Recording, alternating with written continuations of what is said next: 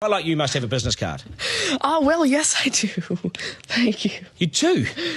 At 13, you have your own business card. OK, that's a nice start. I'll get in touch with you later. Sure. What do you do? Well, mainly, I like to call myself a software and cognitive developer because I love developing with cognitive computing and artificial intelligence.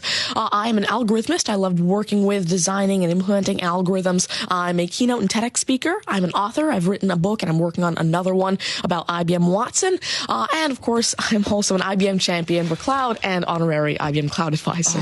Where did Hang I on go a second. wrong? Someone just get me the flannel countdown. Do you go to school? Well, I'm currently homeschooled in grade 8, going to grade 9 now. Wow. OK, so you're bright. Artificial intelligence, it's taking over the world. Is that fair to say? Well, you see, that's actually one thing that I believe a lot of people have, this sort of misconception that artificial intelligence is this technology that was made to replace humans at really everything we do, whether it be, our jobs or whatever we do at home every day. But really what I believe is that artificial intelligence was developed and is continuing to be developed for the sole purpose of really augmenting our life and amplifying our skills or capabilities and what we can do every day. But what about when the computers actually learn that they're better than us? Well, you see, that's sort of called a singularity of artificial intelligence, at which point artificial intelligence has surpassed human intelligence to the point that we cannot control it.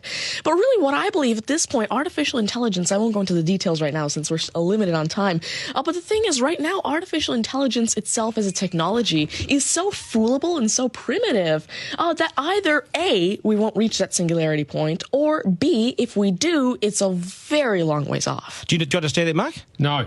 I couldn't. I wanted to take notes for the exam at the end of this. You lost them in the first sentence. Could I perhaps offer you a golf ball?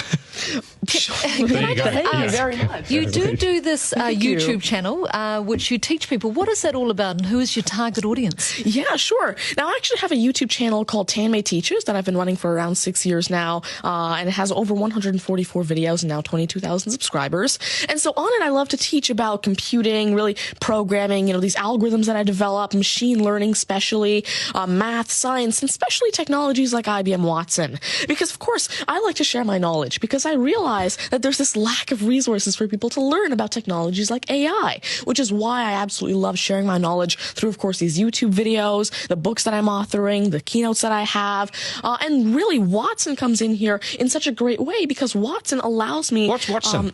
Sure. Mark thinks he's a golfer, but what is Watson? Now, IBM Watson is essentially a cognitive system that allows developers to incorporate cognitive and machine learning into their applications without having to code in the actual intelligence. And what this means is that, of course, right now, really one of the main reasons developers aren't incorporating more machine learning into their apps is because it's so hard to do. It's really difficult to incorporate intelligence because... Has the I'm going to take this somewhere else, this interview. Has the Homeschooling Association of the World got hold of you as the front person? Well, there is actually a Homeschooling Legal Defense Association, I believe, HSLDA in Canada, and I actually had a keynote for them last year in Niagara Falls. You're the poster boy for homeschooling, aren't you? Well, I did have a keynote for them, and I talked a lot about the advantages of homeschooling and why it's great for kids who want to go into different and really targeted subjects. Okay, I want to get right down to business now. When did you realise you were bright and smart, and smarter than most? Well, I originally started coding when I was 5 with simple languages like Fox Pro and Batch. But eventually, at 9 years old, I had my very first iOS app accepted into the Apple App Store called T-Tables. But did your mum and dad do something to you between 0 and 5 that plug you into the wall? What did they do to you at 5? At 5, you were Are you smarter than your mum and dad, by the way? Already? Well, I have. My dad used to work as a computer programmer, but he used to work with simple regular programming languages like Fox Pro, Batch, a little bit of C, etc. But you see, now I'm really interested in artificial intelligence and how it can actually be implemented on all these different platforms. You'd be a nightmare to teach. You'd be an absolute nightmare to teach, wouldn't you? Because you'll be smarter than the lecturers. You would I ever want to get in an argument with you, ever. But I would like to see you on a quiz show because I think you would nail that. Well, you see, there is one thing that I've been working on, and it's essentially an app called Ask Tanmay, an NLQA system.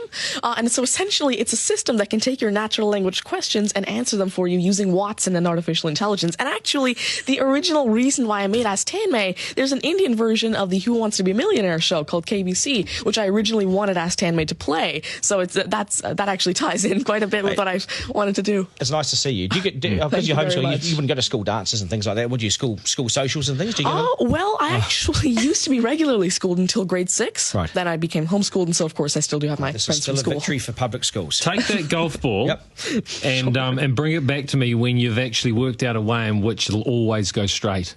Because I think you could do it.